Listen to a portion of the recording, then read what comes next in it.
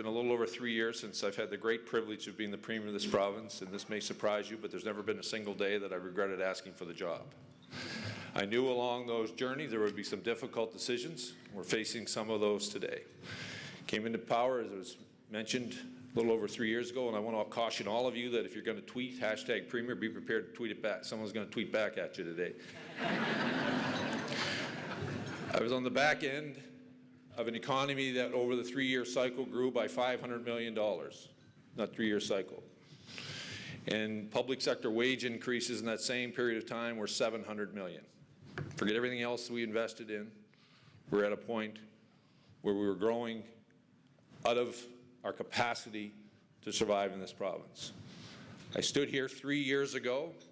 Remember, Ray Ivany was to my left, just after the Ivany Commission had come out. Sandra McKenzie, who I don't know if Sandra is here today, but Sandra is a public servant who's the Deputy Minister of Education today. At that time, she was Deputy Minister of Labour and Advanced Education. She's a true inspiration to me. She joined the public service at an entry-level job and has worked her way up to be one of our senior deputy ministers, and I'm so proud of her.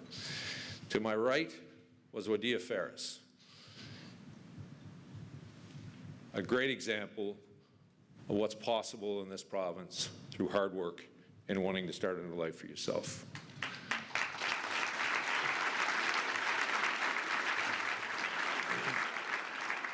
So I kind of had to make choices, and we had to make choices. And one of them was, there's only a few ways that I can, as your Premier or any Premier, and I know Dr. Ham is in the audience. It's always great to see you, Dr. Ham. We only have certain tools when it comes to being able to afford the services that Nova Scotians want. Raise taxes. Some of you may see me on Steve Murphy last night. That really is not an option for me. And after listening to Patrick, it's not an option for you either. The other one was reduce services. And we embarked on what was an aggressive assessment of what the province of Nova Scotia was doing, what we were doing well, what we should continue to do, and what we should stop doing. We eliminated a complete department, refocused programs. We've asked, there was some programs that weren't achieving the outcomes that they were there, and we began to reduce those. And through the cooperation of so many Nova Scotians, we're beginning to see the positive results of those changes. We are moving towards our second balanced budget. And I'm going to tell you, I'm not proud about that just to check a box on my to-do list. It's about the ability for us to do other things. It's about us to be able to take the Ivany report and make it part of our everyday life. It may come as a surprise to all of you. It has really been the document that we have operated from for the last 3 years, because it doesn't grab the headlines that all of the other noise may grab, whether it's the Yarmouth Ferry, whether it's the Blue Nose, or whether it's those tough conversations that as your Premier I have to have with people who work with us. It's not easy. It's not something that I relish to be going to be in an argument all the time with the very people I rely on to deliver services to you. But if we want to change this province, we have to be prepared to change our approach. And if we're not, shame on us. And if we're not, then fire me.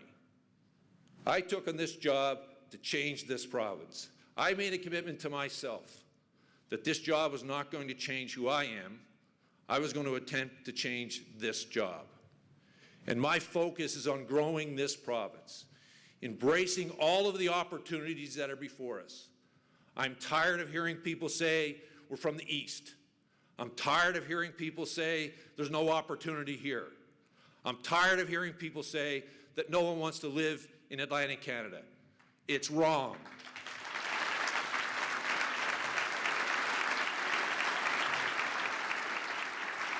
When I look at what we've been able to accomplish together,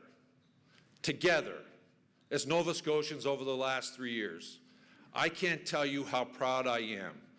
The fact that each of you, people across this province, have taken on the challenge and realizing that together we can not only lead Atlantic Canada, but I think we can be a heavy hitter inside of Canada. When you look at the European Free Trade Agreement, which was ratified, I believe, yesterday, it's gone through our legislature and all of the legislatures across the province, we're in a prime location to maximize that opportunity and grow. I, like every other Canadian, was pleased to hear the Prime Minister, the President of the United States, talk about the fact that it wasn't the Canadian border that he was worried about when it comes to negotiating NAFTA. He sees us as a true partner. We're situated as Atlantic Canadians to participate in a global economy here at home. We're the only Canadian province to have a China strategy. Over the last 3 years, through your hard work and dedication, we've doubled our export opportunities outside of Nova Scotia. In 3 years, we've doubled our export opportunities. That's been through your hard work. It's been through improving the infrastructure. The Halifax Airport is here. I know the fact of great work they're doing at the port. For the first time, our colleagues at the port are working together to make sure that our transportation infrastructure is getting goods and services to the marketplace. We're sitting at the right time to be able to capitalize on these opportunities, and the spirit inside of this province is so great. 3 years ago, when the Commission stood up, one of the things they challenged us to do was to be more welcoming, to be more of a welcoming province. It was a tough thing to hear from the Commission. But you know, through ODIA, it's been a tough thing to tell individual Nova Scotians that we weren't that welcoming, because we pride ourselves on that. But the reality is, we weren't. Through your hard work, through the commitment of so many people, 5,000 people chose Nova Scotia as home last year. That's the largest number of people to choose this province since the end of the Second World War. You would never know that if you followed the headlines. It's an important stat. You put that on top of the fact that you've doubled your exports. You put on top of the fact that the rest of the country and the globe is looking at us because of our oceans. Not just because of our lobster, but because of the tremendous opportunity that sits before us to build on the heritage of our province when it comes to understanding the oceans. Our Cove, the Ocean Tech Park, that will be an incubation center for young, smart entrepreneurs, to be there with seasoned employers, but also to be surrounded by researchers who will help them take those ideas, to build a company, to build it into a place that we can export that opportunity. Look at what's happened in Volta over the last number of years. 40 startups, 82% of them are still in business.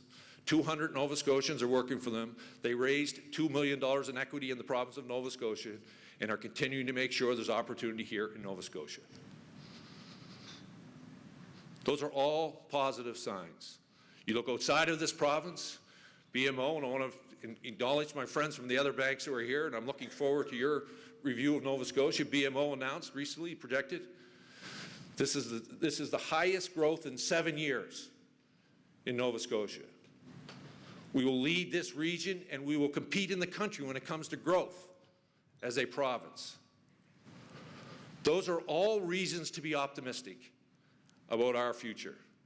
Those are all of the reasons why we need to continue to go forward. I want to tell you, in the midst of all of this, and I think part of this message needs to be, I need you to be part of this message, to be frank. It's been challenging to get Bluenose off the front page. It's been challenging to get the ferry off the front page. But why aren't we talking about Wood Camp? You saw a video here of a group of young people from down in Lunenburg County who've taken the data that we provided and data that they have, and they're going to transform how the private sector does wood collection in the province of Nova Scotia. Why aren't we acknowledging that? Why isn't that what we are talking about? Why aren't we talking about the fact that we have growth in every indicator that you want to look at as a province? The Now or Never report, in my view, laid out a path for us to move forward. It's a path that we have embraced. But I must tell you, the Now or Never was about attitude, and not yours. It's how we look at ourselves. How we look at ourselves. I'm going to tell you, every indicator that I've just given you, whether it's an export opportunity, is how other people are looking at us. It's how they're seeing us. European Free Trade is seeing us as an opportunity and a trading partner. The New England states, who have been a partner for us for a very long time, are looking at us with a tremendous energy opportunity here in Atlantic Canada. They're seeing that.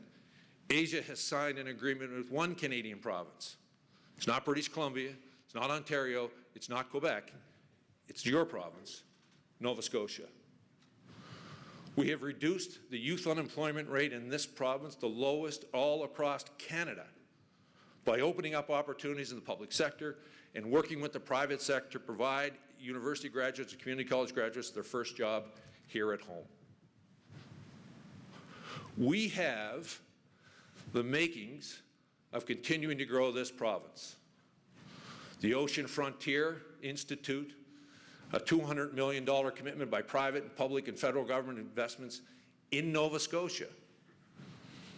In Nova Scotia. When I travel, I hear about the tremendous golfing that we have in Cape Breton. In case you don't know, Cabot Cliffs, Cabot Links, to name but two. We're recognized because of those golf courses. We've seen a growth in our tourism.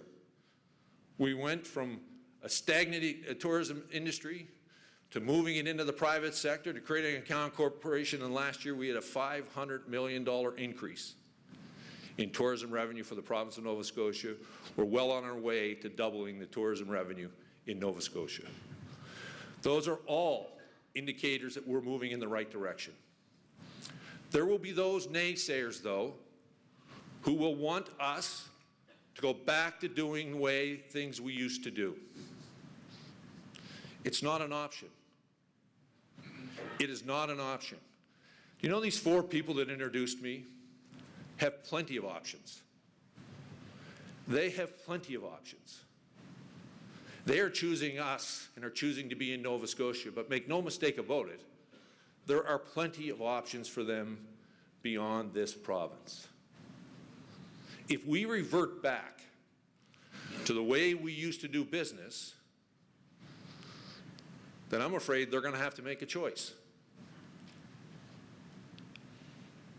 And I don't want them to have options. I want their only option to be here, because this is where they see their opportunity. There will be those who will complain about the decisions that I make as your premier and that our government makes. And you hear about them a lot.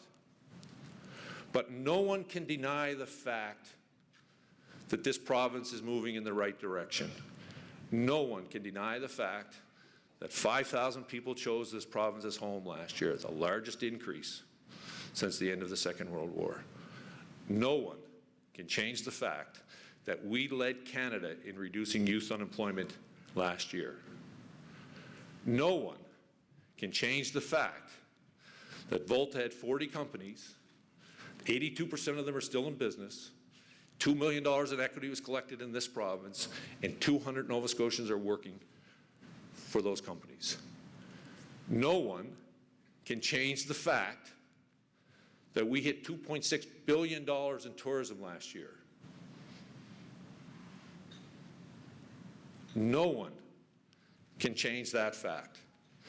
No matter how many headlines you may read, no matter how many people may scream from whatever rafter they want to scream from whatever corner of the street they find, they cannot deny the fact that this province is moving in the right direction. We have choices. And you're right, there will be an election. And I'm looking forward to that election campaign, because my view is about the next 4 years, continuing to do the growth and the work that you have been able to do as our partner with us. I believe our time is now as a province. This is another one of those times where we ask ourselves this question: do we continue down the road? And it will require political leadership. Make no mistake about it. It will require people who are prepared to stand up and say the status quo isn't acceptable. It will require political leaders to stand up and say, I'm going to support and stand next to the private sector to grow jobs in Nova Scotia, because those are the ones who are growing sustainable jobs. It will also require governments to have those difficult conversations with Nova Scotians. Together, we are moving this province forward. I can't thank you enough for the tremendous work that you're doing from one end of this province to the other. We're seeing growth. I know in this room today, there are representatives from chambers all across this province. Thank you for your continued commitment to your communities in Nova Scotia. There's no question, and I've said this in every corner of the province, we need this capital city to thrive. We need it to be continuing to grow at the pace it is. But I also believe that we need your communities, the communities that I live in, to continue to grow and thrive. And it's through your work and commitment that will make that happen. I want to thank all of you for working so hard. I want to thank all of you for the kind words you had coming in and your support for some of the directions that our government has been going. But this is not a time for us to stop. This is not a time for us to stop. This is a time for us to stay united, stay focused on what's in the best interest of this province. I've said this from the very beginning, whether it was the day one that I became Premier or the last day that I'm Premier. I will not make a political decision. I will make a decision that I fundamentally believe is in our collective best interest as a province and the people of this province. I thank you for giving me your commitment, and I look forward to continuing to work with you to make sure that we move this province forward in the direction where I know it can go. Thank you so much.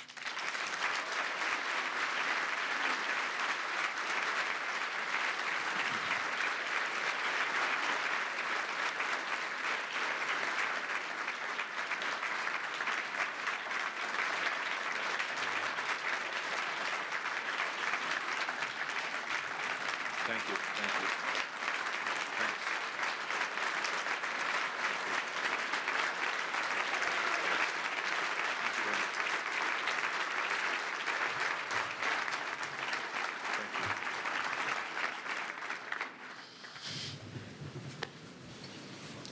Thought I'd just let the applause roll over you for the few moments there. It's not very often I'm in a room that I'm not nervous. So thank you very much, Premier. That was very inspirational, very enlightening. Really appreciate it. We do have a chance to answer some questions. So if anybody has questions, if you just like to stick that little piece of paper up in the air, and we'll come and grab it, and I'll ask the question. In the meantime, I do have a couple of questions to start you off. Okay. Here's one, maybe a different elephant in the room. Has the election of President Trump changed how your government approaches trade and intergovernmental relations with the United States? No. Much of what will happen between the President and it will be with the Prime Minister. Our connection continues to be with governors. We see tremendous opportunities, I mentioned earlier, in the New England states. There's a tremendous partnership. There's an ancestral connection, quite frankly. Oftentimes you go into Boston and you feel like you're, quite frankly, going into your own community, going in to meet friends, and that's the same way when it comes to doing business. The cooperation between our universities and MIT, that's been amazing, that we're seeing an exchange. I'm looking at the tremendous opportunity that I believe it's an energy, not just for Nova Scotia, but I believe for Atlantic Canada and the New England states. So we will continue to focus with the governors and our partners here to make sure that they recognize that we believe in them. We believe we need them as a trading partner, and there's lots of opportunity. Great. Thank you very much. When do you expect Nova Scotia's cap and trade system to take effect? The Prime Minister has put a line in the sand of February of next year. We're very proud of the tremendous work that has gone on by the Department of Energy. That I see some of the people here. I want to thank them for their continued commitment. I know it was hard slugging. I gave you a tough mandate to deal with the most popular politician in the world at the time, to make sure that we weren't penalized and that we were recognized for the tremendous work that that all Nova Scotians have been doing along with our utility. So we're looking forward to that being in place. It's a cap and trade system that is actually unique to Nova Scotia. It'll be internal to our province, so we will not see the sticker shock that I believe other Canadian provinces will see. Great, thank you. Little tough to read this question, but I'm going to try. Your government is committed to build new schools in Bridgetown, Tatamagouche, and Spryfield, even though they weren't recommended. The Auditor General has expressed concern about this. I think, and I can't read the rest, but you get the idea. Yes, every school wants a new community. I get the idea. We didn't actually, just to be clear, one good decision the former government did is they actually committed to a school in Bridgetown. So the school to be built in my constituents actually was committed by the former government, as well as the one in Tatamagouche. What's happened, though, in the process, as they went through the renovations that were to take place, the cost escalated to a point where it actually didn't make sense to actually renovate those two existing schools. They're turning them down and building them into one. I know how important schools are to communities. I don't think there's anyone here that would suggest that the need of any one of the three schools you just mentioned is necessary. I understand that. I know there are other communities that will require investments in their schools. We'll continue to work with school boards across the province to make sure we make that investment. We have to look geographically, we have to look at regional differences, all of those things when we're making those decisions. Great. How will the internal trade agreement currently under discussion affect businesses in Nova Scotia? I missed the first part. Sorry, how will the internal trade agreement, is that the trade agreement between provinces? Probably. And maybe you talked a little bit about that at lunch and CETA's impact. Well, there's a tremendous opportunity in terms of opening up opportunities for Nova Scotia companies into obviously the eastern, in central Canada, Ontario, Quebec. I for one, am a full believer of we're out negotiating trade agreements with countries, and we're struggling to identify trade agreements inside our country. In my view, it's long outdated, it's ridiculous. Some of these barriers need to be torn down. That's why I want to congratulate Fred Crooks on the work he's been doing across provincial boundaries to streamline that process. So if you're working in New Brunswick or Nova Scotia, you don't see the difference whether you're working in those are all positive things. So any reduction, in my view, in those barriers will only help the companies and businesses here in Nova Scotia and indeed all of Atlantic Canada. Great. One of the catalysts of an efficiently running healthcare system is a properly functioning clinical information system. Does the government have a strategy on a clinical information system? Can you give me an easy one? Sorry, I got one coming. We do. I was very proud recently to stand with the Minister of Health. So we talked My Health NS, which is an individual health portal for each Nova Scotian that go to your doctor. You can set that up. He or she have access to that. Your reports will go to that. You don't have to go for a second visit. You can actually come get identified. He'll send you a message to your phone. Tell you your blood tests are in, and you can go identify, look at them. If there's issues, he'll tell you, or he or she will tell you whether they require an appointment. It's all important. The next step for us is one patient, one record. How do we, and we're out there now, we're talking to private sector partners about how we deliver a single one patient, one record system here in the province. So whether you're seeing a specialist in any part of this province, they can access your record, or whether or not your GP is transferred you to a specialist anywhere in Nova Scotia, they'll be able to identify and look at former test results as well as x-rays and all of those are part of that. So that is, that hopefully will be the next phase of how we continue to modernize our healthcare system. But I will tell you this, we've only been able to do that because we've torn down the barriers in our healthcare system, and we have one single system operating as one province, not 9 different DHAs building empires across the province. And I would congratulate you on that.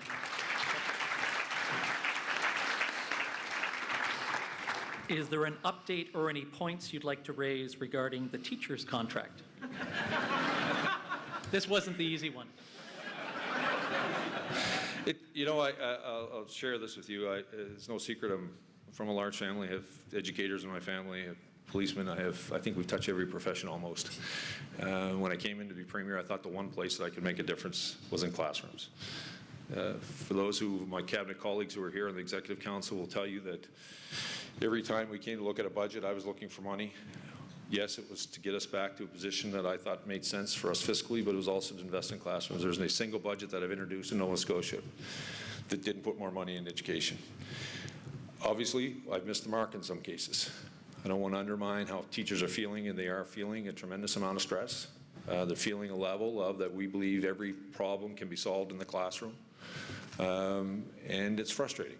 And I think I walked into a powder keg of 20 plus years of frustration.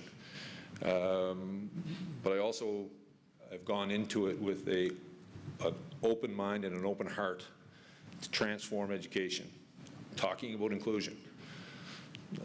It's not easy for a Premier to stand in front of the people and talk about an issue that's very divisive.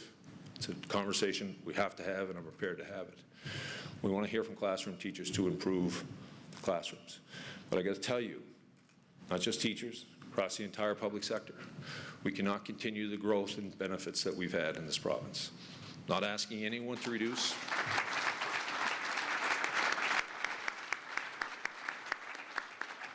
I'm not asking anyone to reduce, just asking you to let the growth slow. You know, I want you to think about this for a minute. This is just take it out of the province, put it in your personal life. If you continue to spend any income you had without any capacity to save and build on an opportunity that might be there for you or your family or your business, what would happen to you? You just wouldn't exist. You couldn't survive. We as a province for far too long, you got me on a rant here, Okay. have spent our growth before we've earned it. These contracts that we're arguing about are actually talking about what I have today that I can invest today. It's not about what I might think I'm going to get 2 years from now or 3 years from now. That would be irresponsible of me. And it's a decision and it's a position that I'm not willing to take. These are tough times. We have to make those tough conversations. But I want to reassure all of you, classrooms in this province will require investment, and our government has and will continue to invest in classrooms and programs for kids.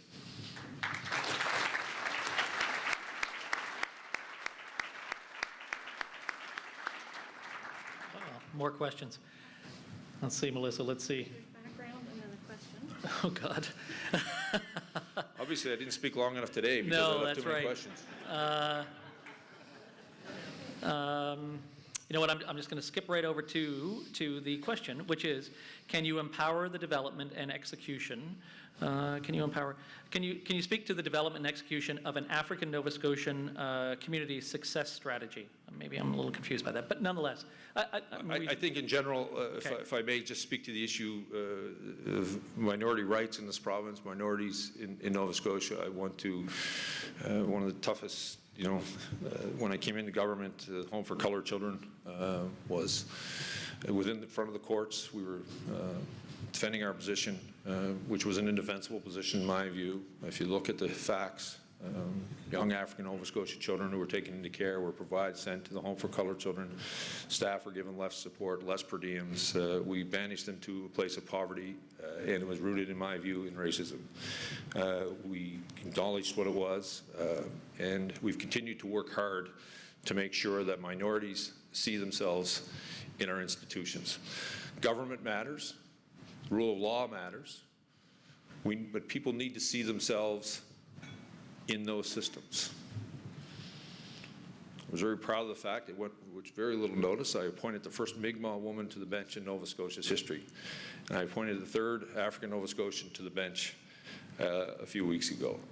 They were important signals from me to minority groups across this province that I've heard you, that we're going to continue to work with you to make sure that the institutions that should matter to you, you see as an asset, you see as a help, not a hindrance, and you need to see yourselves in them. And we'll continue to work with minority groups to make sure that government, the rule of law, all of the institutions that matter to us have room for all of us in them. Great, thank you.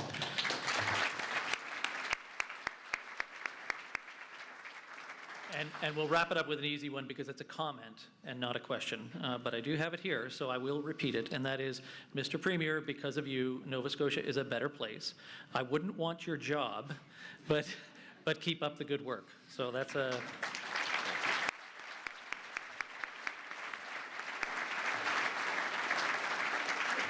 If I may, I'll just end on this note. First of all, Patrick, thank you so much. I appreciate your story at the beginning about the seagull and not telling what I really said. I do want to acknowledge my son, who is here with me today. He was introduced. He has a sister who some of you would know, Colleen, who's often with me, and Andrea was going to join me today, but Mother Nature has kept her in the valley and not be here. But I must tell you, I could not have the strength to do what we're doing in what you're reading about and hearing about if I did not have the commitment of Colleen, Jeffrey, and Andrea. Thank you all very much.